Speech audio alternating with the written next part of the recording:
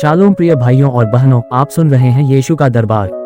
यहाँ हर सुबह विश्वास के साथ शुरू होती है, हर शब्द आशा लेकर आता है और हर प्रार्थना आपके जीवन में आशीषों की वर्षा करने के लिए की जाती है। यदि आपने इस सुबह इस प्रार्थना को सुनना शुरू किया है तो यह कोई संयोग नहीं है। परमेश्वर ने आपको आज यहाँ लाया है, इसलिए इस प्रार्थना को बीच में मत छोड़िए, क्योंकि अंत तक आपके लिए एक विशेष आशीर्वाद घोषित किया जाएगा जो आपके पूरे दिन को बदल सकता है। हे स्वर्गीय पिता, हम आपका धन्यवाद करते हैं इस नई सुबह के लिए। धन्यवाद उस श्वास के लिए जो आपने हमें दी, उस जीवन के लिए जो आपने हमें सौंपा और उस अवसर के लिए जो आज हमारे सामने रखा है। प्रभु, जो भी व्यक्ति इस समय ये प्रार्थना सुन रहा है, उसके जीवन को अपनी उपस्थिति से भर दीजिए। उसके घर में अपनी शांति उतार दीजिए, उसके मन में स्थिरता दीजिए और उसके हृदय में विश्वास की ज्योति जला दीजिए। आज का दिन उसके लिए कृपा का दिन हो, सफलता का दिन हो और चमत्कारों का दिन हो। प्रभु यीशु, यदि उसके मन में कोई चिंता है तो उसे दूर कर दीजिए। यदि उसके सामने कोई बड़ी समस्या खड़ी है तो उसे छोटा कर दीजिए। यदि उसके जीवन में कोई बंद दरवाजा है तो आज उसे खोल दीजिए।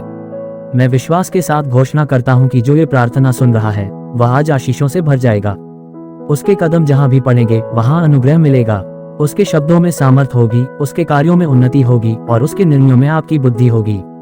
वह अकेला नहीं है, क्योंकि आप उसके साथ हैं। हे प्रभु, आज की सुबह उसके लिए नई शुरुआत बने। कल की असफलता आज की बाधा न बने, बीते हुए दर्द आज की पहचान न बने। उसके ऊपर जो भी नकारात्मक शब्द बोले गए थे वे निष्फल हो जाएं। मैं फिर से घोषणा करता हूं कि जो ये प्रार्थना सुन रहा है वह परमेश्वर की विशेष सुरक्षा में है। आज कोई भी विपत्ति उसके पास नहीं आएगी। आज उसके जीवन में शांति की वर्षा होगी और उसका घर आनंद से भर जाएगा। प्रभु, उसके काम को आशीष दीजिए। यदि वह नौकरी पर जा रहा है तो उसे फेवर दीजिए। यदि वह व्यापार कर रहा है तो उसे बढ़ोतरी दीजिए। यदि वह पढ़ाई कर रहा है तो उसे समझ और स्मरण शक्ति दीजिए। उसके शरीर को स्वस्थ रखिए, उसके मन को शांत रखिए और उसकी आत्मा को मजबूत रखिए। मैं एक बार फिर बोलता हूँ, जो ये प्रार्थना सुन रहा है वह आज विशेष अनुग्रह प्राप्त करेगा। आज उसके लिए नए अवसर खुलेंगे और रुके हुए काम आगे बढ़ेंगे। हे पिता, यदि उसके परिवार में कोई तनाव है तो उसे प्रेम में बदल दीजिए। यदि उसके घर में कोई कमी है तो उसे परिपूर्णता में बदल दीजिए।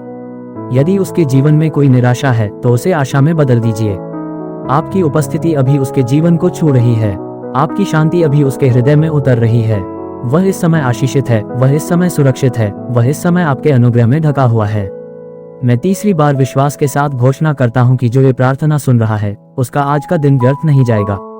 आज उसके लिए सही लोग मिलेंगे। आज उसे सही निर्णय लेने की सामर्थ्य मिलेगी। आज वह जहां भी जाएगा वहां आपकी रोशनी उसके आगे चलेगी।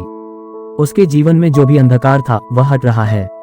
उसकी राहें साफ हो रही हैं। उसके भविष्य के द्वार खुल रहे हैं। प्रभु यीशु, उसके सपनों को जीवित रखिए। उसे थकान में भी शक्ति दीजिए। जब वह कमजोर महसूस करे तब उसे याद दिलाए कि आप उसके साथ हैं। जब वह हताश हो तब उसे अपनी प्रतिज्ञाएं स्मरण कराए। आज उसकी आत्मा को नई ताजगी दीजिए। आज उसके चेहरे पर मुस्कान दीजिए। आज उसके जीवन में छोटी छोटी खुशियां भर दीजिए ताकि वह आपके प्रेम को अनुभव कर सके। और अब हे प्रभु, मैं अंतिम बार विशेष आशीर्वाद घोषित करता हूँ। जो ये प्रार्थना आरंभ से सुन रहा है और अंत तक सुन रहा है, उसका जीवन गवाही बनेगा। उसके घर में शांति बनी रहेगी। उसके परिवार पर सुरक्षा बनी रहेगी। उसके कार्यों में सफलता बनी रहेगी। आज का दिन उसके लिए चमत्कार लेकर आएगा। वह सिर होगा, पूंछ नहीं। वह उधार देने वाला होगा, उधार लेने वाला नहीं। वह विजयी होगा, पराजित नहीं। हे पिता, हम इस पूरे दिन को आपके हाथों में सौंपते हैं। हमारी चाल, हमारी वाणी, हमारे विचार सब आपके अधीन रहें। आज हम भय में नहीं, विश्वास में चलेंगे। आज हम चिंता में नहीं, शांति में रहेंगे। आज हम संदेह में नहीं, भरोसे में आगे बढ़ेंगे।